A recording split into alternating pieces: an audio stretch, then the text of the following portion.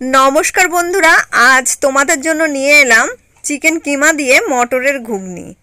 এই রেসিপি করার জন্য এখানে আমি মটর 7 থেকে 8 ঘন্টা মতো ভিজিয়ে রেখেছিলাম। তারপর এটা একটা কুকারে প্রথমে জল দিয়ে দিয়েছিলাম কিছুটা, তারপর মটরগুলোকে দিয়ে দিলাম। এবার মটরগুলো দেওয়ার পর ওপরেও যাতে কিছুটা জল থাকে, মানে 1 কোয়াট বা তার থেকে একটু বেশি জল থাকে এমন পরিমাণে জল দিতে হবে। লবণ দিয়ে দিলাম এখানে 1 চামচ, তো পরিমাণ অনুযায়ী অবশ্যই লবণ দিতে হবে। হলুদ গুঁড়ো দিয়ে দিলাম যাতে কালারটা ভালো থাকে। এখানে আমি মাত্র 2টো সিটি দিয়েছিলাম, তবুও মটরগুলো গলে গেছে বেশ। এদিকে রেডি করে নিয়েছি চিকেন কিমা, পেঁয়াজ কুচি, আদা রসুন আর ছোটো ছোটো করে আলু কেটে নিয়েছি, টমেটো কুচি। একটা কড়াই বেশ ভালো করে গরম করে তার মধ্যে দারচিনি, এলাচ, লবঙ্গ, একটু গোটা জিরে সমস্ত মশলা দিয়ে বেশ কিছুক্ষণ ধরে ভেজে নিলাম। তারপর এটা গুঁড়ো করে রেখে দেব। এবার কড়াইতে বেশ কিছুটা সর্ষের তেল দিয়ে দিলাম।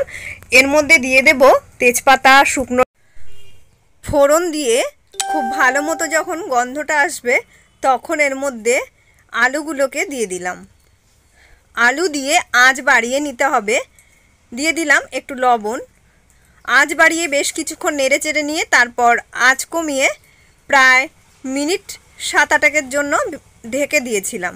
ঢাকনা তুলে দেখছি একদম লালচে হয়ে গেছে। এবারে এর মধ্যে দিয়ে দিলাম বেশ কিছুটা পেঁয়াজ কুচি দিয়ে আরও বেশ কিছুক্ষণ এইভাবে ভাজতে হবে। আঁচ বাড়িয়ে দিতে হবে। আবারও কিছুক্ষণের জন্য ঢাকনা লাগিয়ে দিলাম। প্রায় 5 মিনিট পর ঢাকনা তুলে আদা আর রসুনের পেস্ট এখানে দিয়ে দিলাম। দিয়ে আবারও আঁচ বাড়িয়ে এরমভাবে নেড়ে চেড়ে মিশিয়ে নিতে হবে। হলুদ গুঁড়ো দিয়ে দিলাম 1 চামচ, দিয়ে দেবো ঝাল লঙ্কার গুঁড়ো 1 চামচ, আর দিয়ে দিলাম জিরের গুঁড়ো আরও 1 চামচ।